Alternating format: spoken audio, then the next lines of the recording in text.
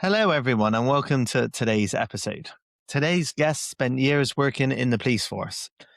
The bloke everyone else leans on, calm under pressure, holding it together no matter what was going on. Except underneath all that, his mind was racing every single day, and he was running on absolutely nothing.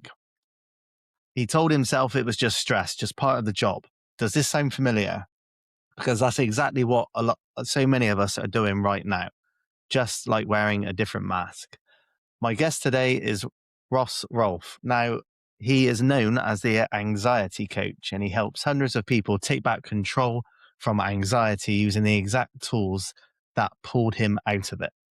Ross, welcome to the next chapter. Hi, Luke. Thank you for having me. No worries, mate. Okay, so for a bit of context for my listeners, please, what was life like growing up, and what was your childhood like, please?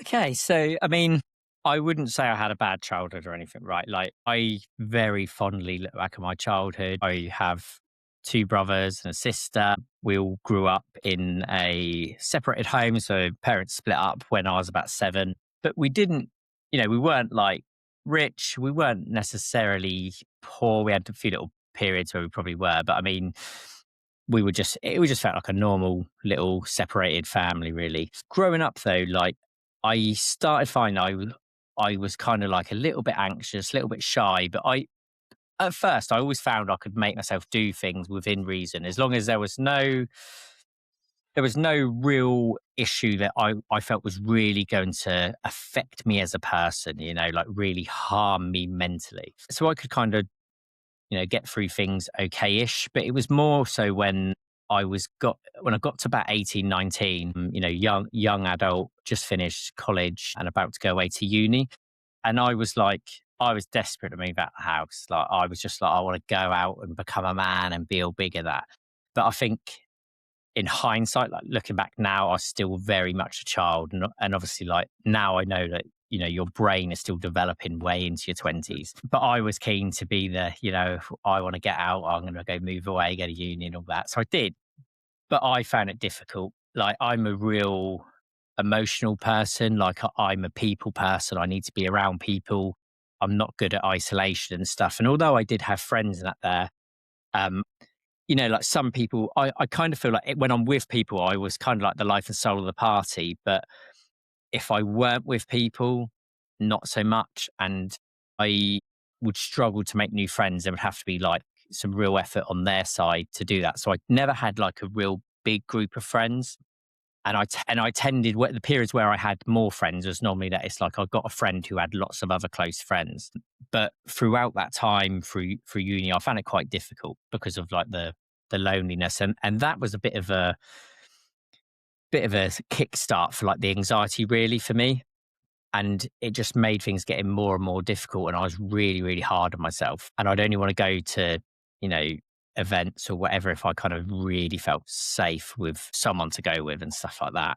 And then as that progressed into kind of adulthood, I always felt this real urge that I had to like make people proud. My nan, bless her, as I was growing up, always literally said to me, she was always like, "Oh, you're going to be in uniform. I can see it now. It's either going to be like the army or police or something like that." She's like, "You're going to work near water." She was really spiritual, by the way.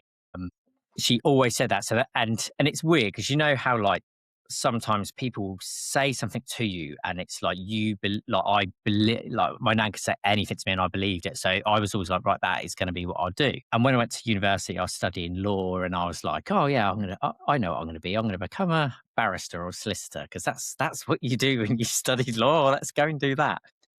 But the more I did it, I was like, oh my God, like, I'm going to be sat behind a desk all day.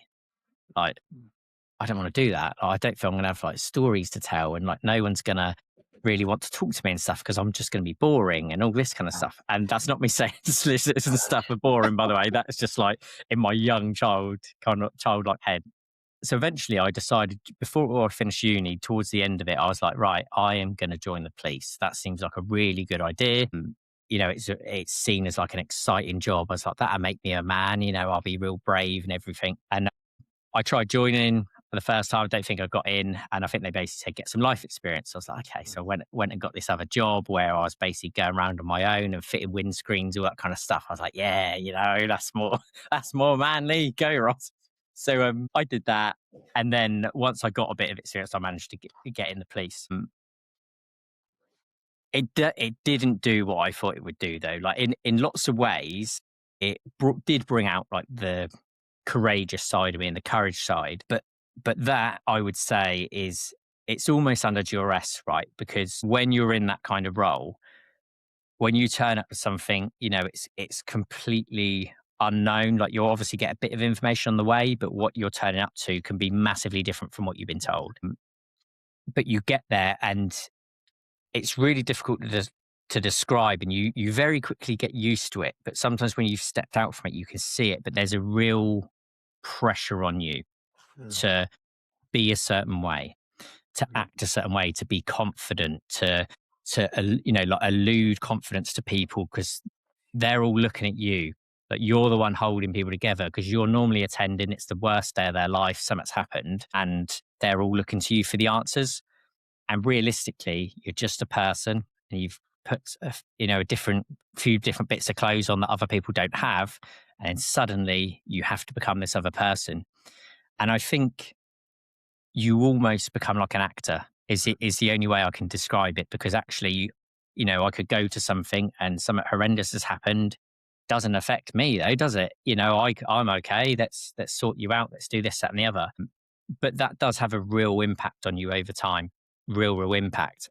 And where this ties in with anxiety is basically an intolerance to a lack of control, right? It's probably one of the easiest ways I can describe it. And and that's what happens because you get so used to having no control over whatever you're going into. So in one hand, you feel like you become good at going to the unknown and dealing with it, but actually it happens so often and so much of it is trauma that it puts you into a heightened state all the time. And then you can't relax. And then, you get home at 2, 3 in the morning and like if that was me now, I mean, I wouldn't even manage to stay awake till 2, 3 in the morning. But like, if that was me now, I'd be like, a second I got into bed, I'd be asleep before my head's even hit the pillow. Whereas back then, it's like you would get in and you can't sleep because you're in this heightened state. Trying to get yourself to relax is really difficult, and that's where like a lot of police officers and that can fall into like using alcohol and stuff to try and sleep. I mean, in that respect, I'm quite lucky. I've always had quite a good relationship with that. Like I don't drink very often at all. I only really drink if it's like a social event or something I want to. But I 100% understand how people could really easily slip into that. And because it's this hidden trauma that, the unknown that's going on. And you kind of just get used to being in that world of the unknown and what's going to happen. And that, you know, and you also almost start believing that like the world's a bad place, Mm. where Yeah. it's not a bad place. But actually, like if you're just dealing with that kind of 3% of the horrible things that do happen, you spend so much time in it that actually that starts to become your reality and you start expecting the worst. And the way that really affected me was I become like a really bad catastrophizer. So like anything that happened, it's like that's going to ruin my life. Everything's going to go wrong, you know. And that really took its toll on me over time. And I basically, so it's 14 years in total, but I'm trying to think when this first happened. But it would have been while I was still like responding and stuff like that in that kind of role. But basically, like my marriage fell apart. I was just in pieces, and it was like I felt like I'd been trying to hold everything together for so long that I'd kind of lost who I was. Mm. And like I genuinely believed at the time I was like, oh, I'm spending so much time having to deal with all these horrible things that happened that like I feel like I'll be a bad influence on my kids and stuff. Like I felt like I was a burden to them all, which I'm not. Like that is not the case at all. But it can be so difficult when your mind is that much against you and you're so ingrained in that kind of lifestyle and what you're in. I couldn't see the wood through the trees. And and that basically led to like the breakdown of my marriage. And that was like a real deep, dark time for me. There was a period I was essentially living in like a shack in my mum's garden kind of thing, and then going into work and in the police and helping other people, pretending everything's absolutely fine while my life is a shambles. Mm. And that was really difficult. Money was like super, super tight. I had like a tenner to live on a week kind of thing. It was just unbelievable. Sometimes looking back, I do wonder, I'm like, I I almost don't know how I got through it. But at the same time, like, knowing what I know now, we are much more resilient than we give ourselves credit for. So it was really, really, really, really difficult times. But it all started changing for me when I started doing the like self discovery side of things. But I had hit absolute rock bottom, was feeling really suicidal and that. And like the turning point for me was when actually like colleagues at work were basically, they'd obviously got that concerned with how they could tell I was kind of holding it together, because they would obviously see one part of you and then you get out the car and you're a different person. And I think they basically did like a referral for me. So I went in for like OC health, and then they were like, no, you need like a month off or something at least, to sort yourself out. And then that was when I was like, right, this is affecting my job. This is affecting my life. This is affecting everything. What can I do? And I probably did what most people do. I think the first week or so, I felt sorry for myself. And, like the world's against me, like everything's bad and this, that, and the other. But I had a bit of a realization in the terms of like, I was like, no one is coming to save me. Like, I don't have parents that are like mega rich or anything that were suddenly just going to come and go, oh, I'll solve all your problems, or anyone that was going to like then, give me somewhere to live, or like I had nothing going for me. And I realized like the only way I get out of it is me. Like, I have to fix me. But I knew it was all my head. And, by this point, I felt like I'd been battling my mind for as long as I could remember. And although your mind can be your best friend, it can be your absolute worst Oh, enemy. God. Yeah. It is the hardest battle you ever get through in your life. Like, without a shadow of a doubt. It can catch you at the best and worst of times. It's got 100% access to you all the time. And that is something that I think a lot of people, like, when you say that, they think like, oh yeah, well, positive thoughts, or like, Mm. tell yourself positive affirmations. But it goes a lot deeper than that, as you know. It's like, realistically, the only way you change that is you have to change all the actions first, which is the most difficult thing, because you don't want to do it. You don't feel like doing it. You're rock bottom, but that's the only way you start to change the thoughts, is by doing the things that you need to do. So yeah, I mean, it was just, I mean, that gives you a little bit of I've probably gone on a bit too long there, but that's like a bit of a summary as to like my life, how I come to How be you where got I into am. it. But I mean, yeah, essentially from my experience on that and managing anxiety and everything I went through, that's what I then wanted to help other people with. Mm. So that was kind of how I led into my line of work now. I can really relate to what you're saying. I did a BTEC National Diploma in Public Services when I left school because I wanted to be a firefighter. And I did apply once and didn't get in. And exactly the same as you, it was a lack of life experience. So I went off traveling. But there was five other people, like close friends, obviously, that I went to college with for 2 years, and they all went into the police force. And and I'm in touch with all of them still now, and I think only one of them is still a policeman, and that was what, 20 years ago now. So it just goes to show, doesn't it, the amount of people that do drop out because it's such a hard job to do. I mean, Yeah. so many people hang on for that pension, don't they? But Yeah. a lot of people get out. Yeah, lots of people call it the pension trap and that, but actually, like, realistically, I think that will change over the years, because it used to be a lot better than it is now. Yeah, yeah, So you get a lot of the legacy type people, but people who are joining now, actually, the benefits aren't there quite as much. So I think you, I mean, I think the attrition rates are far higher now. I could be wrong, but yeah, I believe they are, and it doesn't surprise me. And I think it is more difficult now. We're in a real digital age. Like what you were expected to do when I started, to get someone to court or whatever, compared to like more recent times, uh, is astronomically different. astronomically different. So people have a lot more pressure, and it is a pressuring job. But then all jobs have lots of pressure, and it's about how do you deal with it. Hmm. Yeah, so true. So this anxiety and this worry then, Ross, when you first noticed it, how did it come about? Obviously, you've touched on it a few times there. Can you remember as far back to your childhood? Did you have bouts of it then, or did it really kick in when you're in the police force? Yeah, I had bouts of it through your childhood, but do you know what? It's interesting because as a child, I never labeled it as being anxiety.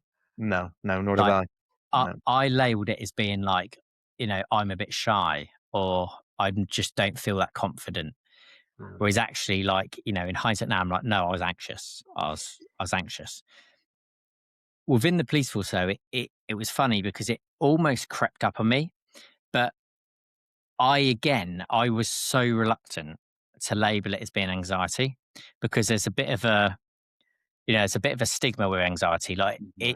once people feel like people believe they're an anxious person, it's almost like a death sentence. It's like Yeah. you've said they've got the plague or something, and people think it's like it's a personality trait and it can't be changed. So Mhm. they're like, the amount of people I speak to, and they're like, I'm an anxious person, and it's Yeah. like, no, you're in an anxious state. Yeah. Yeah. There Yeah. is a difference. Yeah. It's NLP. Yeah. And I remember I had it shut lots of times, but never really within work because I felt such a pressure that I was so worried if I did show it there of like the implications for me. Like I was like, I can't lose my job. I'm struggling to get by as is. Like what what would I do? So I become a good actor is Mm. basically what you do. And I used to literally, I remember I used to say in my head, I'll be like, like Tom Hardy and that it's they basically just go in and they can become any role. So I'm just gonna pretend while I'm with people, I'll just pretend. Yeah, I spent so much time doing that. I found as soon as I was out from that and I'm at home, I couldn't pretend anymore. I'm like I'm maxed out, and I'm very much like a heart on my sleeve kind of guy. So like I can't really hide emotions and stuff. Like once I've done that initial kind of that acting thing and helped someone else, and then when you go back and it's like I've got nothing left, you know. Yeah. And Yeah. I think I managed a period of trying to do it, but then once it started unraveling, it's like coming off, it's coming off at a rate of knots, really. So yeah, I mean, and then I had it show up in loads of different ways, like it's the social side. Like I wouldn't want to go to things because I'd be worried about loads of different aspects of it. Oh, I'm going to make a fool of myself, or things going to get worse, and all this. It weren't really like I wouldn't say agoraphobia type thing, but I was like, if I just stay home, I don't have to spend money. I'm safe. Nothing can happen. No one's going to recognize me. All these silly things that went through my head. That actually, it's like I actually made myself more isolated, which didn't help either. But luckily, I never had any instance at work where it's like I had a full blown panic attack or anything like that. But on my own, yes. So like the one that always sticks in my mind, which is a really random one, was I felt really like stressed and stuff, and I was like, right, I'm gonna go fishing to make myself feel better. And I was like, then I'm just in a quiet place. It's all nice, and I'll be absolutely fine. Like I was like, what can go wrong? And I went there, and I basically decided I was doing overnight, so I'd taken like bivvy and stuff like that. And I went there, and I was obviously like really hit up, but I was like, oh, I'll be okay. And I went to sleep, and I just remember waking up in like an absolute panic, and I just felt like my life was over for no reason whatsoever. My heart was going through my chest, like all the usual symptoms you get. Couldn't breathe, sweating to death, even though it was like not actually warm or anything like that. And I was like, oh my god, what am I doing? Like, how am I going to get myself back on my feet? And like, like, this was the catastrophizing as well. It was like I just felt like I buggered my life up. I was too old now, and I'm trying to think how old I was at the time. I was like in my 30s, though. Do you know what I mean? Like I'm not old, and yeah, and it was like it weren't until after and later that day, and I spoke to my partner and went through everything with her. She was like, "You're okay, though, aren't you?" And I was like, "Am I?" She's like, "Well, yeah." She's like, "Nothing's actually happened." And that was when I was like, "Oh my god, I've just had a panic attack. That's Mm. it." but I've got myself so into that frame of my own mind where everything's got to be blown up and restarted. And I was like, no, it doesn't. I'm okay. Yeah. It's just looking at it in a simple way instead of, because I think a lot of what panic attacks are, it's just getting overwhelmed, isn't it? And your Yeah. mind's just racing, and what you touched on earlier about being in control, you feel like you're out of control, don't you? Yeah. Massively. Mm. Massively. And do you know what? That's like one of the really good things I learned about was the sphere of control, because I'd got myself into a situation where I wanted to be in control of stuff because it felt like everything in my life was spiraling out of control. So anything I could control, I was like wanting to really hold on to and keep things, steady and safe so that I felt safe. And that all that actually did is it made my comfort zone get smaller and smaller. Like Yeah. I can only do what I know I've got absolute control over because then I feel safe. Mm. Whereas actually you want to be expanding that. The only way you do that is through the courage. Mm. You want to use the courage, and that's where the confidence then comes after. Mhm. Yeah. But it's at the time that's really difficult because you're so like buried in it, you know. Mm. And I think at first, like once I got to the stage where I could accept, I was like, all of this is anxiety. Like that was a breakthrough because I was like, oh my god, it's anxiety. And my first thoughts were that means like, I'm done for life. But then I was like, well, hang on. Like, what if it's not? And that's when I started going into like the coaching stuff, and that's how I basically found my way out of it. Mm. And it's also what I find a lot of people don't do with anxiety as well is like it's one of them words that people hear the word and then they throw it around, but do they actually know what it means? Like, and do they know like how it starts in their body? And actually, once you understand what anxiety is, like I always say to people, like realistically, anxiety is a release of adrenaline in your body. Like that's kind of like a real simplistic term, but that's basically what it is. But we don't know how to deal with that anymore because before it would have been because you've got something bad happening that you should be scared or something. But now we're getting scared of, that someone's on the till at Sainsbury's that we don't recognize. Okay. But actually realizing that like anxiety is not the problem and it's just your body trying to alert you and keep you alert to things and it's part of life. Then you're like, well, there isn't something wrong with me because most people think that it means there's something wrong with them, you know. And most people, when I first started working with them, right, they always want to be given like something you say so they can like think their way out of anxiety, Mm. but you can't think your way out of it. You have to act your way out of it. Oh, okay. Yeah. Yeah, that's a good way of looking at it. Yeah. I remember when I started having panic attacks and I started really looking into anxiety. I read a really good, a great book, and it said you should reframe it. When it comes on, when those waves start coming in, you should reframe it as excitement. Yeah, Yeah. because like you were saying about that, the adrenaline that it Yeah. creates, you can reframe it as excitement because it is a similar feeling, but obviously at the time you're in a completely different frame of mind, aren't you? Yeah, and that's really true, mate, because it's like, actually, how often do we question what we tell ourselves? Because we Right. tell ourselves a lot of bullshit, but we don't call bullshit on it. So quite often it's like, actually, is this anxiety or am I just excited? Yeah, yeah, yeah. Because it can You go know? one of two ways, can't it? You can go Yeah. in that way or that way. Yeah. Yeah. And actually, like the symptoms of excitement compared to anxiety are actually very similar. Yeah. But, Yeah. quite often the first thing we jump to is go, oh, it's anxiety.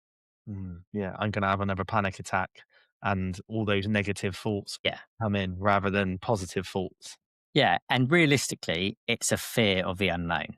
Yeah, Mhm. like normally you're either in a situation where you don't know what's going to happen next, or your mind is thinking about the future, about something you don't know what's going to happen next, or you're a bit uncertain about, but you're not necessarily really being present. You're still thinking about these other things that might happen that you can't control. So you create the anxiety, or you fuel it. Yeah, I used to get it really bad in crowded areas. Well, not crowded areas, but somewhere where I couldn't get out.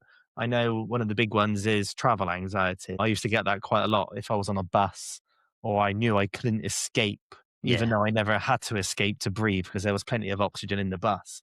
But you, yeah, it was really. I went through a real tough period for a good few years when I was younger, in my early 20s, and I can never really put it down to any specific moments in my life because I know a lot of people that go through stressful situations, it won't catch up with them for a long time until they processed it or whatever. And everybody's Yeah. different.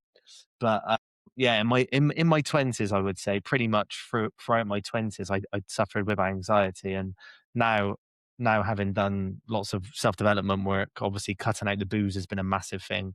I used to get it terrible on a hangover, absolutely terrible.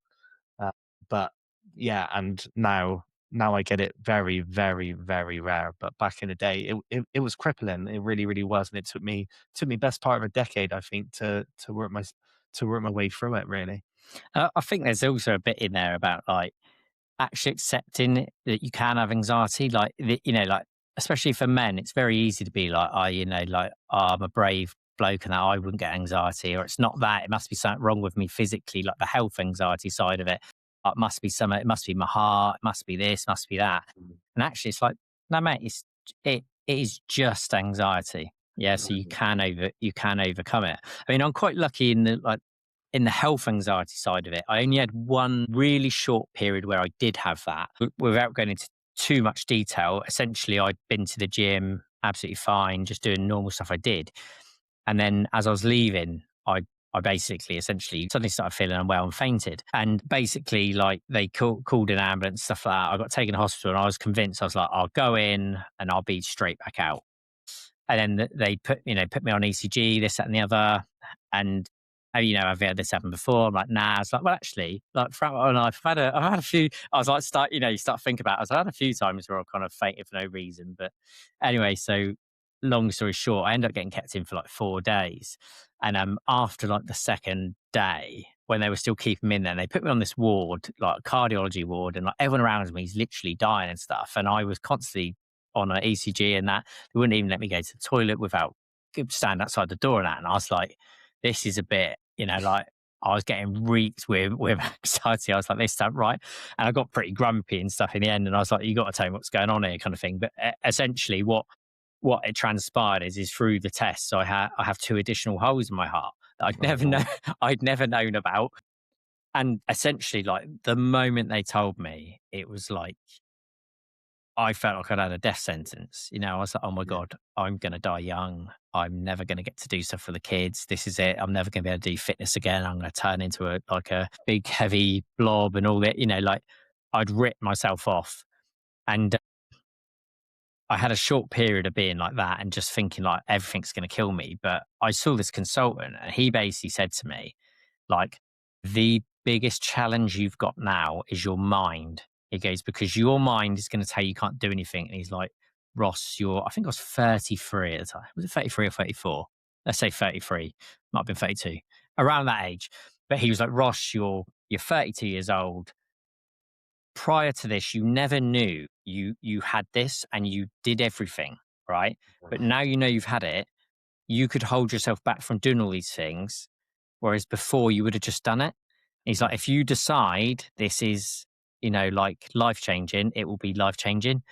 Whereas if you just decide you're okay, you can just carry on. And he said, all the tests we've done, this might not have been why you collapsed. It might just be your blood sugar levels. He's like, so ultimately, had you eaten a bit more that day or whatever, you still wouldn't know. And you probably could have gone through living your whole life without knowing you got these two holes. So then I was like, I had a few reflective days, weeks on it, really, really kind of digging deep. And then I was like, do you know what? Like it, it didn't control me before, and I don't want to write myself off. And that was what kind of inspired me to do like a marathon and stuff. Cause I was like, I just want to, I want to prove and don't get me wrong, I don't enjoy running, right? I do like a little bit here and there, but I was like, I want to prove to myself that I can do it regardless, right? And I did it, and like I injured myself on like the first mile, but I told the kids I was doing it, so I was like, I'm not quitting. And it took me like 5 hours sat in the end. It was absolutely horrendous, but I did do it. So it was like that was like the final thing for me. I was like, well, I've done all the training up for it. I did everything. I was like, and my heart hasn't done anything. But I had, I had that long period of all this, like, oh my God, I can't do this, can't do that. And at the time, I was doing, when I had this heart thing come up, I was doing a lot of karate in that because I was trying to go through it all as an adult to get to my black belt. And I basically had such a hard time, but I think it was all in my head because I was literally like fainting, collapsing, or nearly doing it really regularly, like nearly every session. And then obviously, then when this guy's like, it's in your head, and I was like, oh my God, like, is it? So I started questioning it, like, is this in my head? And then that was the changing point because then it was like I just did everything. I got my black belt, I did the marathon, I lived life again. But it goes to show the power of your mind because when I thought it was game over, it basically was game over. I'm fighting more than I ever did or anything like that. But then once I was like, no, I'm beating this, I did. Mm. I've had a few martial artists on here, and they've all said it's helped their mental health so much. Did you find that with karate? Yeah. Yeah. Do you know what? I think for me, it was just having goals. Like, I'm really goal orientated in terms of, like, and I don't necessarily have to write them down, but I'm always trying to achieve something because I love learning. I'm a lover of learning. Like, that's what I would say for your listeners, actually. If they've never done, like, there's lots of tests and stuff you can do online about like your values and that. Mm. Like, that was something for me that was really like life changing because I was like, oh my God, I'm like a lifelong lover of learning.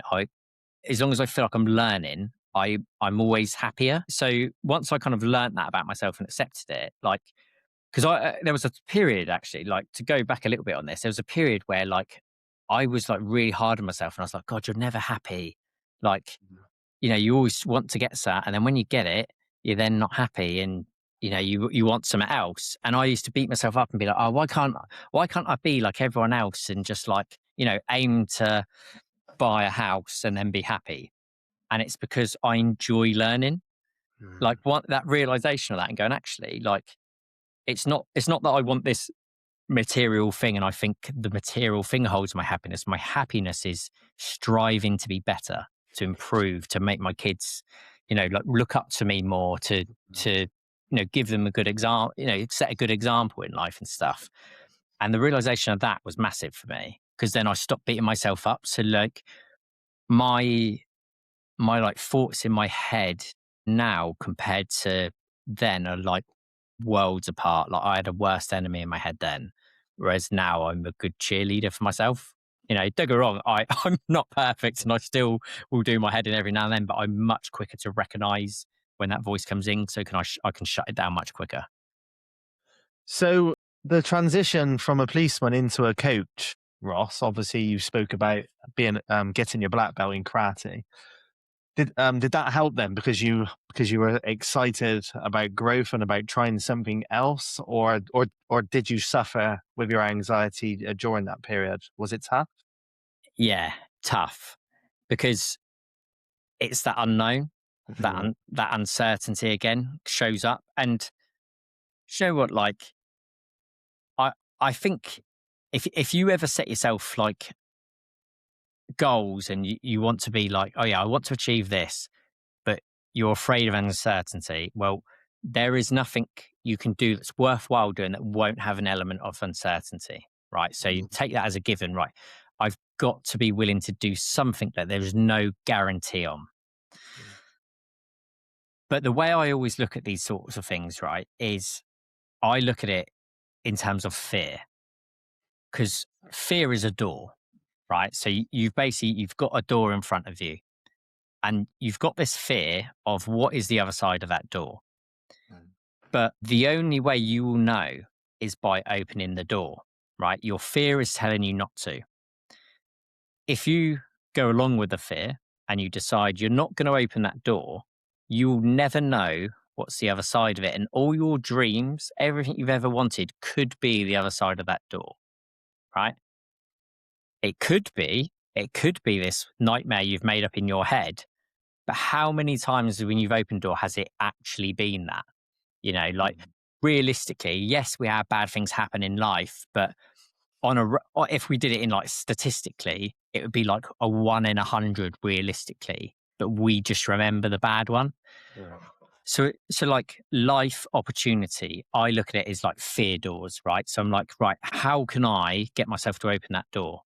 Because if I don't, I've got to be willing to accept that I have got to stick with whatever I've got now, and I will never get what's the other side of it. Would I rather be on my deathbed going, I wish I would have, or that I tried it? And eventually over time, you get better at going, I tried it. And don't get me wrong, I've opened lots of doors and and the other side has just been a cliff. Yeah. But then there's always another door. There is always another door. Choose your pain, the pain of discipline or the pain of regret. That's it. Yeah. Yeah. Yeah. Choose your heart, basically. That's the way No, I but, look and at it. the thing So is, true. right, it's like most people either won't even see the door, right, because they don't want to test themselves. Yeah. People have opportunities come all the time. You know, it's like you could send two people walking down the same pathway, looking down at their feet. One might see a £20 note in front of them, the other won't. Yeah. Because one might believe good things don't happen to them, the other one does. And it's like most people have some kind of door open for them in their life, but actually, most of the time, it's the fear that holds them back. And people are quite willing to sometimes just spend their whole life staring at that door or making up reasons why they can't open it. Yeah. Like micro decisions. But actually, the life they want might just be the other side of it. But the only way you will know is by opening it and going through it. Mm. The only way. Yeah, so true. The biggest risk is not taking the risk. Isn't Yeah. that what they say? It's so Yeah. true. I love that. Yeah. On your website, Ross, you talk about a framework of awareness, acceptance, action. Yeah. Could you break that down for us, please? Yeah. So the AAA, right? So essentially, I'm gonna make this like nice and easy to remember. So the awareness, right? What you don't know, you don't know. But when you become aware of yourself, who you are, what you can do, what opportunities there are, aware of what anxiety is, right? It's not an unknown. Like once you understand what that demon is that you're trying to be, whatever that may be, because you can apply this to like your line of work, the alcohol side of things. Once you know what it is, that can be enough for you to have a breakthrough. Because actually, rather than it being this unknown mythical thing that you don't know anything about, that your body's just somehow doing to you, when you understand it's tied to your nervous system, it's adrenaline, etc., like that, that can be enough to make you go, actually, if it's just that, what do I need to do? Okay, so that's the awareness side of it. The acceptance side is essentially like, what can I change and what can't I change? Yeah. So, like when I said about like sphere of control, control the controllable. Yeah. Like there are lots of things in life you have zero control over. Yeah. Like bad things do happen in life. And as much as you want to avoid them, you can't avoid everything. Yeah. You could shut yourself in a room, lock the door, and stay in that room. Bad things will still come and find you. The room will get too hot, electricity will go out, you'll run out of water. Yeah. Like don't be afraid of that. Don't be afraid of it. Accept what you can change, what you can't change. Yeah. And actually accept who you are. Accept that you're not perfect, accept your flaws, but accept that actually, if you put the time in yourself, you can be whoever you want to be. And then the last bit is the action, which is without action, like you could read every book, you could learn, read about every technique under the sun. You could have read every book about anxiety, self development, whatever. But if you don't do anything at all, nothing will change. Yeah. And I'm sure you've probably read the book, The Secret, because I remember reading that years ago. And I remember like that was the first book, and the next one was like The Magic. And I remember even on that program, they were saying about how like it was really good, all this philosophical stuff they're saying, and giving people these ideas to widen their mind and opportunities. But actually, if you don't take any action, like nothing will change.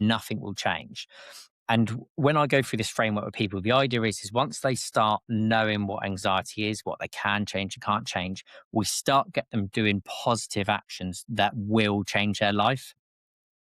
And I'm certain you probably use the same tool with this, but when people understand about how your thoughts affect their feelings, the feelings affect your actions, actions affect your results then affect your beliefs. Now, that is a key thing that lots of people miss out, because once your beliefs start to change and you start to believe in yourself, you start to believe what you can achieve, you start to believe that you can beat your anxiety, you have better thoughts. And then obviously the better thoughts then lead in, and it carries on. Yeah. So, like, that's essential in a nutshell. That is essentially like the compact version of my AAA framework.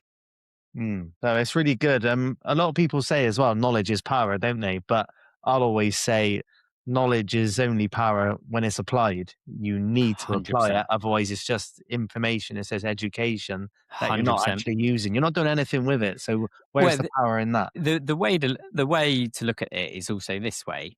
Like, all them books you've read, if none of them people would have taken any action, you would have never read any of them books. Yeah, that's a really good They would way have of had looking the, at it. like, you've probably got a best-selling book in you, Luke. I might have a best-selling book in me, but if we never write it, Yeah, no one will ever read it. yeah, And that's the fact of it. So, like, every book you've read, there is an action behind that. And their yeah. action was they wanted to help other people. They took the time to write, and like a book. That's not like you've made one decision. Like, I'll tell you what, Luke, today I'm going to write a book, and you've written it. It's like they have taken the decision that they are going to slog through and really put in the effort to do it. Mm, yeah. And without going too off tangent, actually, I want to mention this, because this is another little thing that I've done with myself, right? And I call it micro decisions. So, like, really often I hear people like going, "Oh yeah, like, if something big happened in my life, I had some diagnosis or someone died or something, that'd be it. That I'd have to change everything. Or if I split up my partner, then I'd do that. If I lost my job, then I'd do that." The truth is, you do not need a big event to happen. Where the change it is consistency, but it's the first time you make a micro decision, which is, it can be the smallest thing. Like, I tell you what, I'm just going to start drinking a glass of water in the morning. Mm, And once you start doing that first thing and you do it consistently, it is so much easier to then pick up and create more and more positive routines and really little subtle changes that aren't going to, break the bank. They're not going to change your life instantly, but how quick they compound and give mm, you that strength to go, actually, now I can tackle these bigger problems in my life. Like, that doesn't get talked about enough. Like, that them tiny little changes, just trying to. The hardest thing is being consistent. Like, as mm, humans, we are not consistent. We have the chimp in our mind that, like, we go, right, that's it. From today I'm on a diet and I'm not eating any chocolate. I'm not having any fizzy drinks and all this. And it's like, mate, like, if you've been doing that every day for like 40 years, I guarantee, like, you're not just going to change that in a day. What about, like, you start off like, all right, I'm going to have one less can a day or something. Do you know what I mean? Like, it's got to be like manageable, but it very quickly, it's steps, isn't it? It's like going up mm. them steps. You only have to do that next step. You don't have to know the full way, and every action you have to do to get to the end. Just that next little step. And it doesn't have to be a massive Roman step. It can just be a little curb step. Yeah, habit stacking, I call Yeah. it as well. It's stacking those habits, but it's got to start small. Yeah. Because yeah, you can't take those big leaps because you're just going to get overwhelmed. Yeah. You've mentioned it a couple of times already, Ross, about men treating anxiety as a weakness, and a lot of them don't even want to admit it. There's a stigma about it. You said about it at the Yeah. start of the podcast. Why do you think that belief is so hard to shake for men especially? I think it's a bit of a societal thing, if I'm Mm, honest. Like, realistically, as humans now, we we are nurtured far, far more than other generations by social media, online, like doom scrolling, that. Like, I always find, like, a really scary test is if you look at your screen time. Like, mm, it can be really powerful to write down how much time you think in a week you spend on your phone, and then look at it, and you'll be like, "Oh my god, I don't spend that long." You do. And that is all that time is really focused attention. Like how often do you put that same focus into something else? You know, like Mm. say you were learning piano. I think they say if you spent 11 minutes a day for a year, you would be in like the top 1% or something. So there was some kind of stat like similar to that. I'm sure it's like 11 minutes a day. Yet on your phone, you spend way more than that looking at reels and stuff. Yeah. Like we aren't focused. We let ourselves go down these horrible routes. And actually, the focus is all these companies and stuff. That's why there's so much money in it. Like everyone else is putting that stuff in. And the subtleties of what is put in the media, the news and stuff does shake people. Like if you think you're like immune to it, like there's no way you are. I actually got rid of all my news apps years and years ago. I intermittently put them back on every now and then if there's something I'm particularly interested in, but I found it really impactful for me. Like it would really negatively affect me because I realized that I would get up. The first thing I do is look at my phone and you get the news. Try go on there and find a good news story. If you're going on like, you know, Sky, BBC, all them kind of ones, like try find a good news story. You might find one or two, but that's not going to be what you're going to be fed and not what you're going to see first. And that shapes us. That shapes us as men as well, right? Like, and I think also like there is a bit of a thing with men where we kind of I think there's a bit of a realization of like we feel like we're we can't be controlled by that because we know that they're going to try and control us with it. We won't be controlled by it, but Yeah. actually we are, you know. And it's still like people still try and make up they're more macho than they are, etc. It's like you don't need to do that. You don't Mm. need to do it, but Yeah. we still kind of try and live up to these expectations of what a man should be, whereas actually just be yourself. Yeah, that's so true. There really is a big stigma about it. What do you think about the link between alcohol? Obviously, you know, I'm an alcohol-free coach. What do you think the link is between alcohol and anxiety then? Do you see lots of men using alcohol to cope with their anxiety?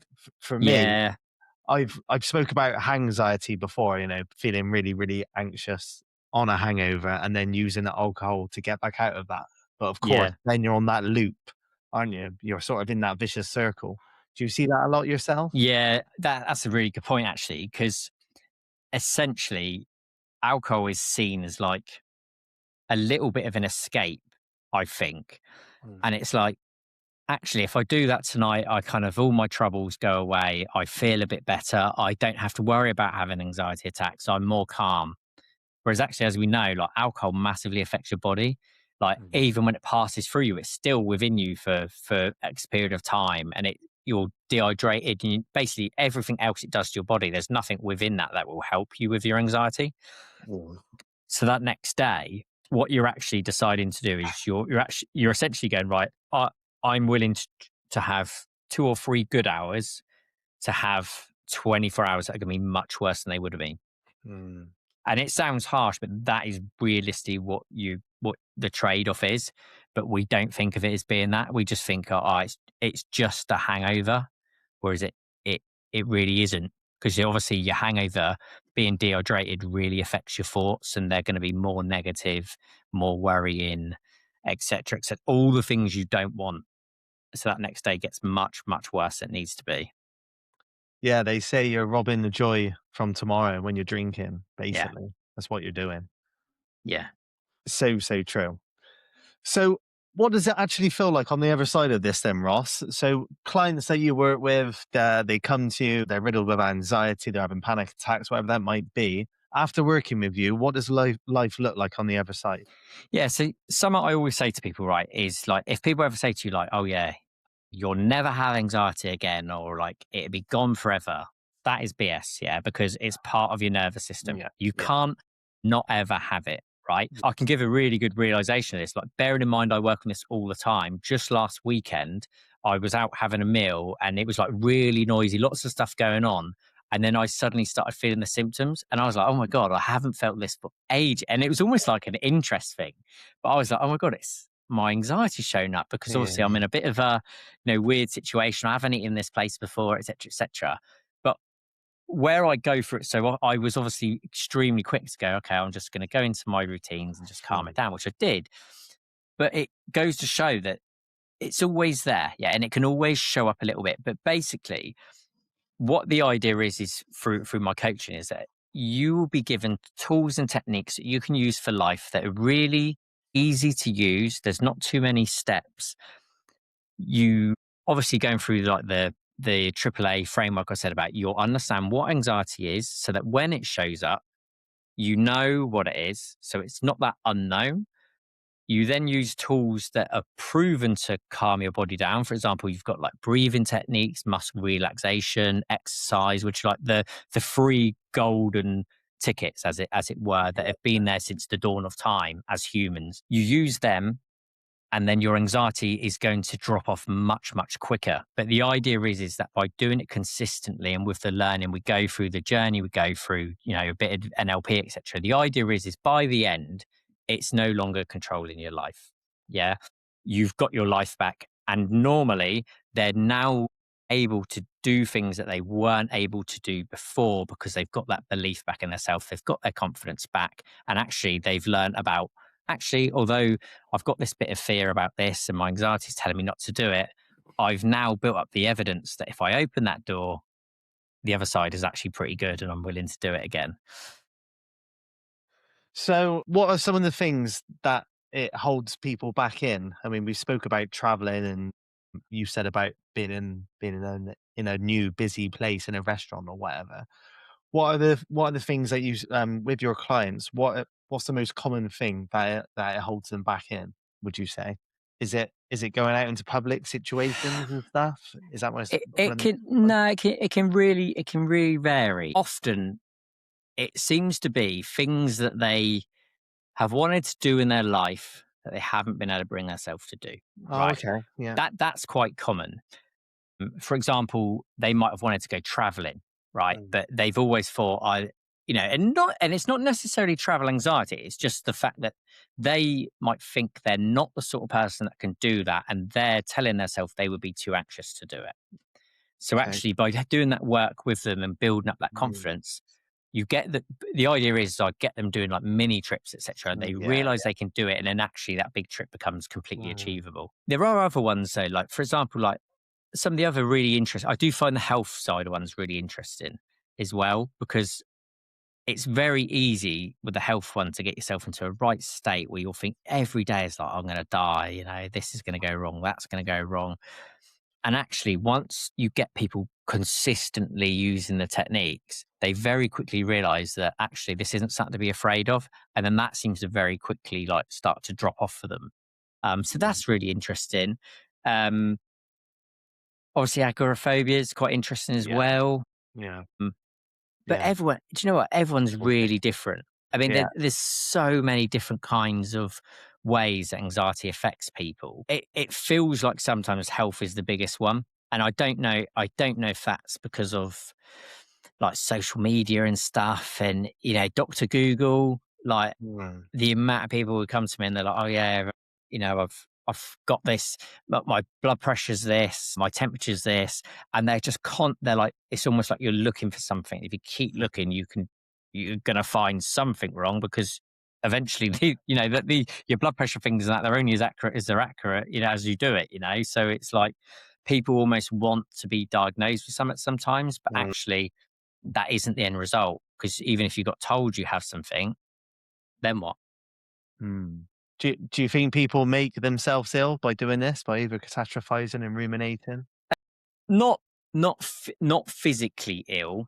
Don't act, like they can't make themselves has have something per se, Yeah. but they can make themselves kind of like mentally ill in terms Mm, of it becomes so habitual to mm, take your blood pressure 50 times a day, not go and do anything, not do exercise because you're convinced there's something wrong with you, and then it's the impact that has because actually then you end up putting on lots of weight, you become less healthy, and then they might get so, diabetes or something else that actually had they tackled the anxiety in the first place they might not have had that. it's So interesting. So it starts mental and then yeah, and then it can turn yeah, physical. yeah. Wow. Okay. Yeah, it's really interesting. Obviously, You were, for me anyway, I just assumed that your clients would have been people who struggle with every day-to-day problems, not big life-changing sort of bucket list almost things as Yeah. well. Yeah, no, I it's mean, interesting. yeah, I mean, some, like some of it is like, it is general day to day stuff, but quite often, like the day to day stuff is there because actually there's something bigger behind it all. Mm, Like often it's like, what's really going on here? And it's actually like, they're doing a job they absolutely hate, or they're in a relationship that's just absolutely terrible for them. And they almost want you to be there to support them to make their decision, yeah. but actually they need that coaching and belief in themselves to be able to make their decision. Like that seems quite common, but it always seems to be though, like once people start that taking the action, and sometimes that can be really difficult. Like I've worked with people who, for example, like they haven't showered in months, like really difficult. They've got themselves into really difficult situations. But I always find that once you get them to do that first action, you can build on it really quickly. Sort of The hard snowball. bits, Get get that yeah, momentum going. yeah, yeah. Mm, That's it. yeah, no, it's interesting. So, do you see a link as well in between anxiety and OCD? Because I've met quite a few people who are very anxious. Not and they weren't so anxious when they were younger, but they've sort of developed it as they've got older, as the pressures of life have ramped up, whether that's been a stressful job, having a family, money problems, etc. They've got more and more anxious, and then they've developed OCD as well.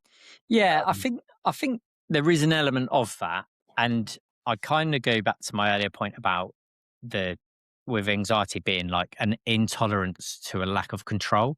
mm, OCD is like you're making things be a certain way, you're controlling things, and actually, it's like that's almost the polar opposite. You're trying to avoid an uncontrollable event because if you know where everything is and everything's done a certain way, and an unknown can't is less likely to happen. yeah, yeah, exactly. So yeah, I mean, I think there is a link there without a shadow of a doubt. Meditation and breath work. You've mentioned that as well. Yeah. Is that something that you would recommend? Is that part of something that you would work through with Yeah, someone on a yeah. program? I mean, I can't profess to be like some expert of Yeah, meditation. I done like a bit, but I'm no like guru not on that by you're not a any. guru, no. No, not on the meditation side. I mean, I've done a bit, but I don't profess to be amazing at it or anything. It definitely has a place though. Breath work though is crucial for Mm, anxiety, absolutely crucial. And what I would say to your listeners at this point, right, is yeah, if you would like before I went real deep in this work with coaching anxiety, if you would have said to me, like, oh, just try this breathing technique or whatever, I'd have been like, jog on, mate. Like, no way. Like, there's no way just breathing. I'd be like, no, give me something else. Like, I would have been on like the medication side or something. I was like, I need something tangible, like what can I do? Like, yeah, what, or what can you tell me that I can think my way out of it? But actually, like, breathing is a superpower, absolute superpower. Like, when you get that right and you know the specific ones to use and they've become habitual, like, that's what your body has naturally done since the dawn, like human beings, since the dawn of time. Our body has an inbuilt switch to use it, and it is our breathing. But most of the time, we don't use it now because mm, of how we are, how busy the world, like how we are as humans. We weren't made to live in the world we live in now. That's just because yeah, our minds have overtaken it. And actually that ingrained method of breathing, like what babies would do, etc., we've still got that, but just actually using it is massive. Absolutely. Like, I don't reckon I've gone a day without doing at least one of my breathing techniques, at least one. wow. Like Is it that that is that's that since habitual for me. you've become a anxiety coach, Ross? Yeah. Well, before that as well, like when Oh, that okay. was how I learned to manage my anxiety, Oh, was my okay. breath work, because that was when I first started like feeling the benefits of it, when I started my journey with it all, and I was like, oh my god, like. But as I said, like prior to that, I honestly, like, if you would have said to me, like, oh yeah, do a 6-6-8 breathing, I'd have been like, what? Like, no, I'm not even going to bother, mate. Like, there's no way that would help. Whereas now I'm like the biggest advocate for it because I'm like, I literally like I 100% know that if you do this, it will help because I've done it. You've built up many a time. you've built Yeah, up the evidence yourself, and yeah, that's what it's all about. I mean, and that again comes down to that awareness, doesn't it? yeah. Being And that, do you aware, know what? being And that's accepting. like, Yeah, that's always a really big turning point for people. Like, I've had people before who've like come on to like a call to see whether they want to work with me, and they've literally come on having a panic attack. Yeah. So before I can even probably talk to them, I'm having to go straight into like a technique. And then right. like Mm. once they actually do it and they're suddenly like, oh my God, like that's amazing. That's much better. And I'm like, yeah, because that's what I do. Like it works. I've been there. Like I know, like I'm telling you this because I 100% know it works. And obviously, even for me, like that evidence just stacks because the amount of people I do it with, and then it makes them better and it changes their life, and then they do it and they tell other people, like I know it works. So Mm. like, and but as I said, like I still do it every day, and that's not necessarily because of like I feel anxious now. It's like I can do it because it's like, for example, like the physiological side. That is a technique that you don't even have to use it just for anxiety. That will relax you. It will relax your body. So if you feel stressed, like so for like your listeners, especially if they're like, oh, having that anxious morning, they've been drinking up before and they're really struggling, look up the physiological sigh and do that, right? And trust that it's going to work. And don't just do it like literally like one of the breaths and go, oh, that didn't work. It's like do that for 2 minutes. And I guarantee like you will feel different. Yeah, 100%. you do. Well, it's obviously connected to your nervous system. Yeah. It affects you so much. I've learned. I'm no breathwork expert. It's something that I would like to do a course in, to be honest, only because so many people swear by the stuff, don't they? And so many coaches that I've spoke to, they absolutely love it. We went to a wellness festival on the weekend here in the Isle of Man, and we did a world record attempt for Pilates, and there was a Wim Hof breathing workshop, and I ran on over and took part, and it was amazing. I've never done any Wim Hof breathing before, and it was incredible, absolutely incredible. I closed my eyes, I did four bits of it, and I saw all these different colors. I just yeah, it was amazing. I've done quite a lot of meditation, but I've never done breath work like that. Yeah. And it was really intense, but it was really, really good. It was tough. It's something that I'm going to have to learn to do properly. All about obviously holding your breath for long periods, which I wasn't doing, but I still got a little taste of what it would have been like. And Yeah.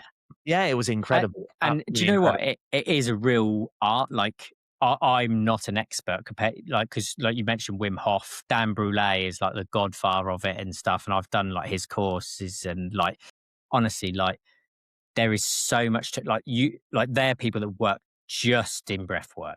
Mm. That's how like niche and finite it can be. And there's so many lessons and stuff on that. Like you couldn't even probably do it all in your lifetime. There's that much now with how busy life is. It's unbelievable. But there's so much there. And it's one of them things I think until you do it, you don't get it. Yeah. But when you do it and you feel it, then it's like that is literally a life changing moment. Once you know, you know. Yeah. Yeah. And that's it, really. You mentioned a minute ago, Ross, about medication. What Yeah. is your take on medication? Because so many people listening to this would have been prescribed drugs. They would have gone to the doctor, said they feel anxious. In my opinion, it's the easiest thing for them to do. Instead of going upstream and trying to sort out the problem, they'll just go downstream and they'll give them medication. What's your take on that? And so obviously what I would all the obvious thing I'm going to say here is the obvious. Yeah. Like if your doctor's prescribing stuff, I'm not a doctor, go by what your doctor's saying. Right. But just to give you my personal views on this is medication is there to treat symptoms. Right. Mm. And when I say treat symptoms, I mean mask symptoms. Mm.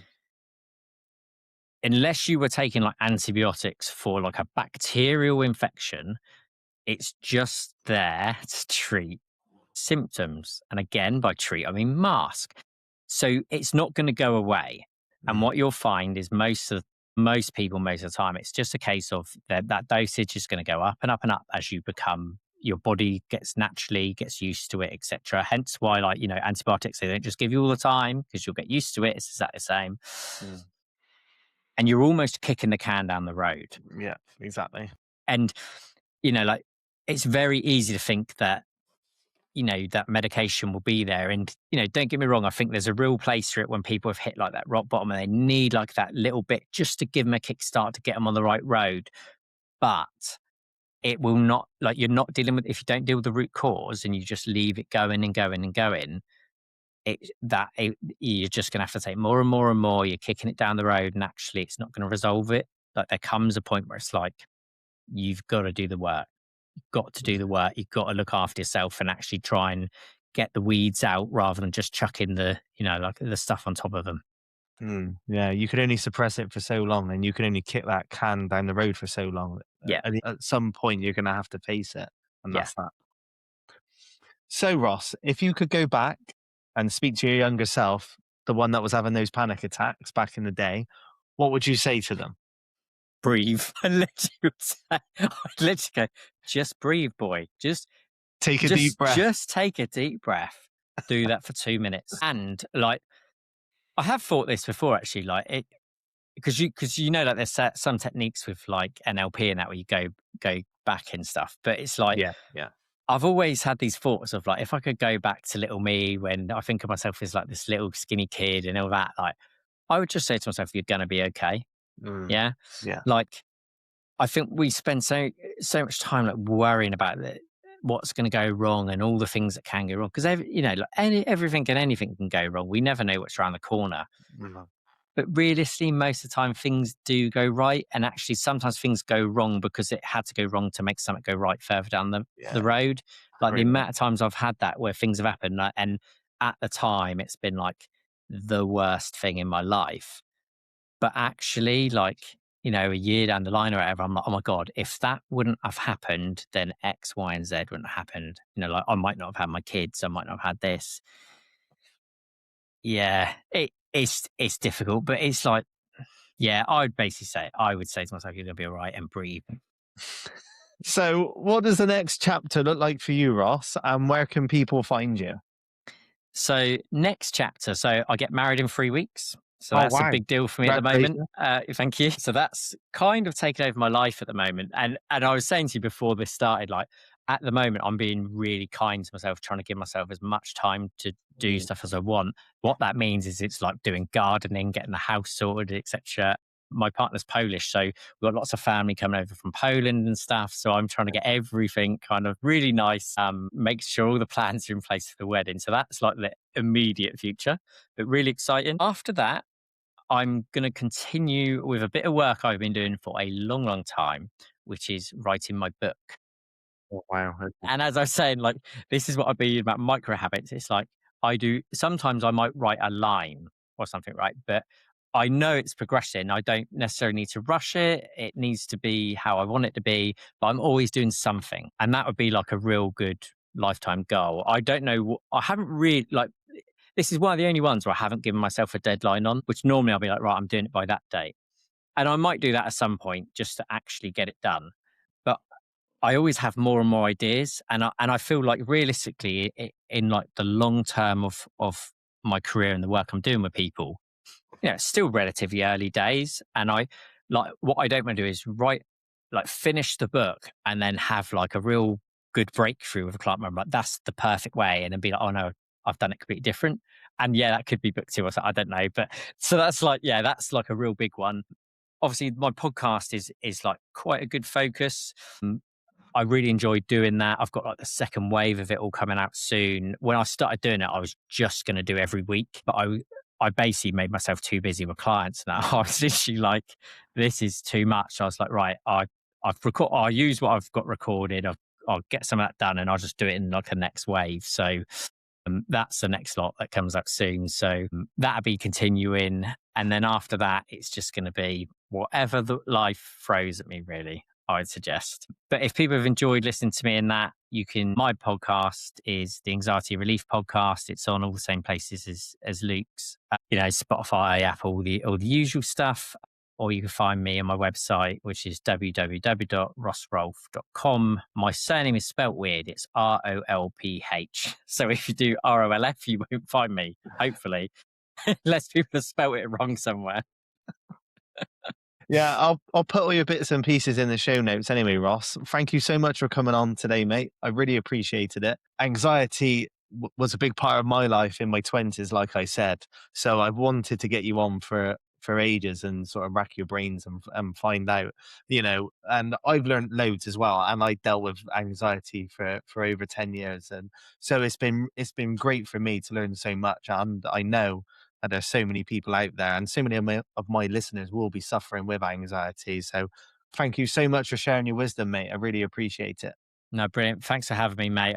As I said before, I've been desperate to get on your show, so I'm glad we managed to make the time in our diaries and make it happen. Brilliant. Thanks, Ross. Thank you, mate.